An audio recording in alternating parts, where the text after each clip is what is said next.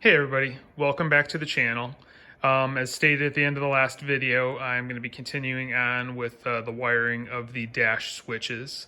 I was planning on starting with the headlights, but I decided I wanted to first try and thin out some of the unnecessary wiring that is in the bundle behind the dash.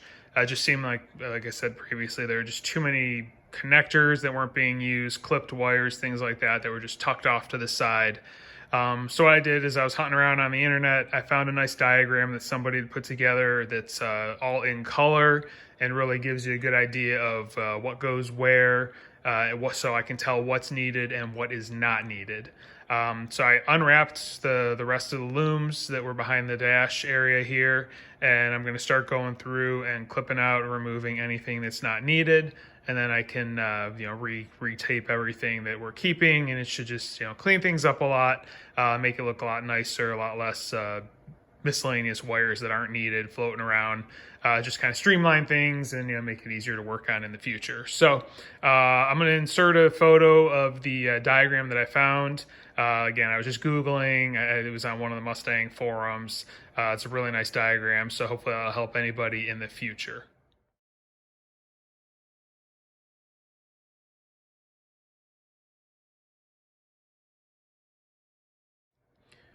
All right, so now I'm gonna go ahead and start working on this. I'm gonna cut out, the wires that are like for the courtesy lights, radio, whatever else I can find that isn't really needed. I'll snip them back to the fuse box, remove any fuses I can, things along those lines. And that way we can go ahead and just, clean things up. It'll be less to work around and, make it a lot nicer altogether. So here we are. It's been a few hours of pulling and cutting and researching wiring diagrams and whatnot, and I've definitely pulled out quite a bit. Not as much as I would have liked, and unfortunately there was some stuff that I just had to cut it off right at the cross brace where you see the ID tag mounted, and then I just taped it back just because I couldn't get to where it terminates. There's so much stuff tucked up above the footwell under the body that there's just no way to get to it really without taking the body off. So kind of had to settle for that at this time. It's still better than it was, a lot less than I'm fighting with in the dash area right behind the dashboard and whatnot. Cleaned it up just to kind of give you an idea.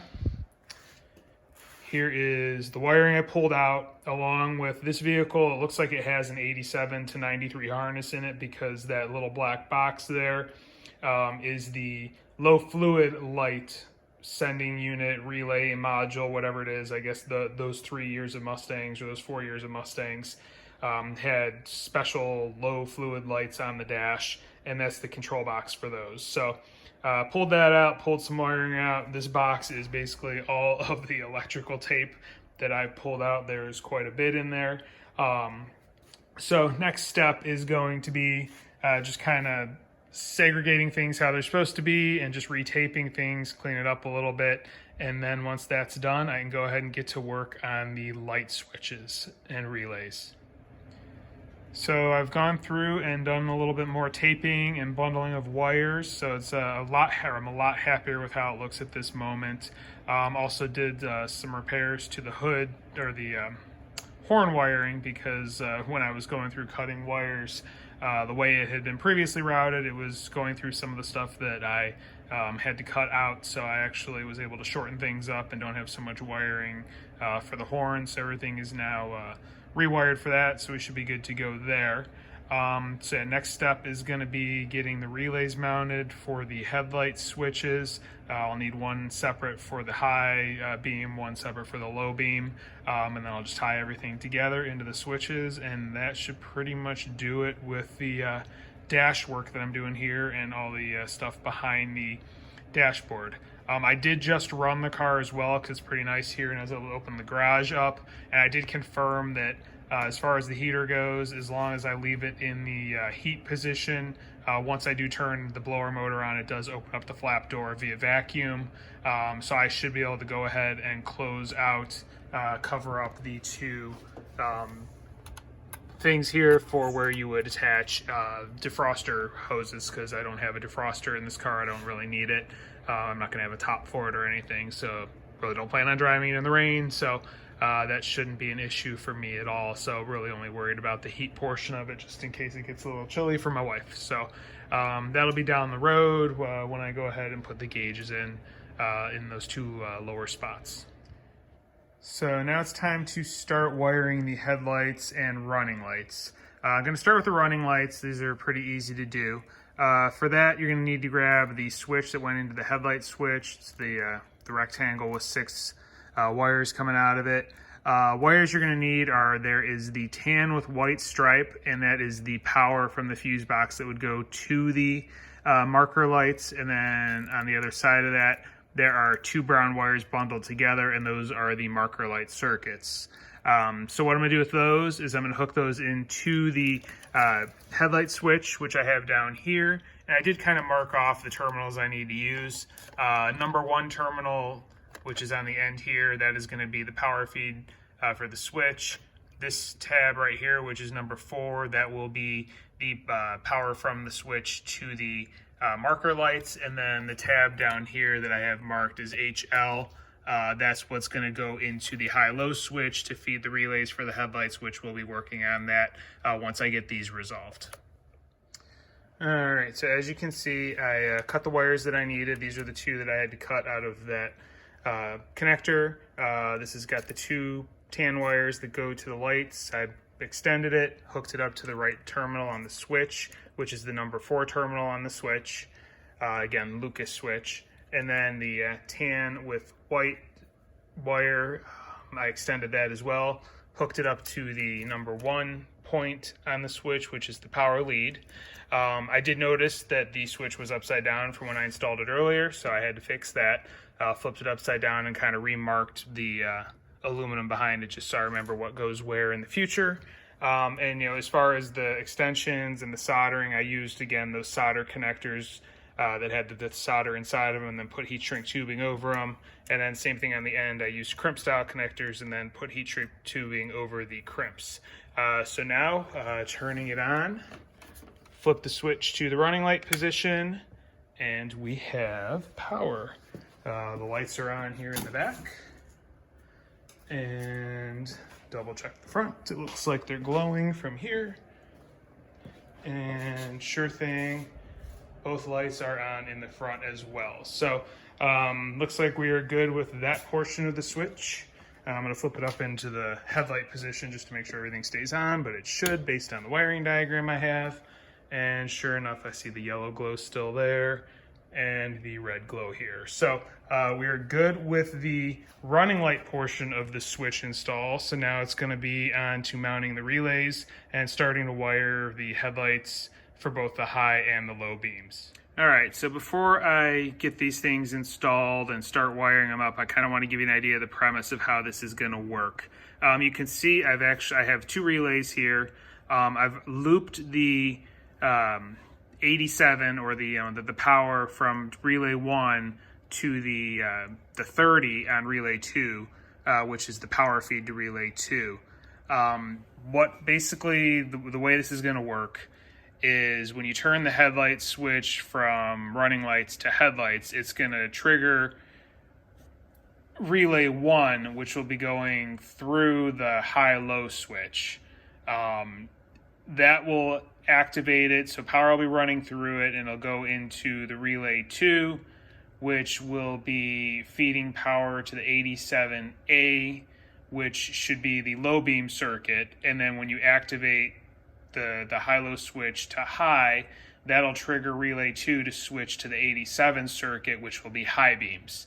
So that's, in a nutshell, how this is going to be wired up. I actually found a diagram online on one of the Factory 5 forums of how to do this, so I will insert that photo here real quick so you can take a look at it, but it'll kind of give you an idea of how this is going to be wired up.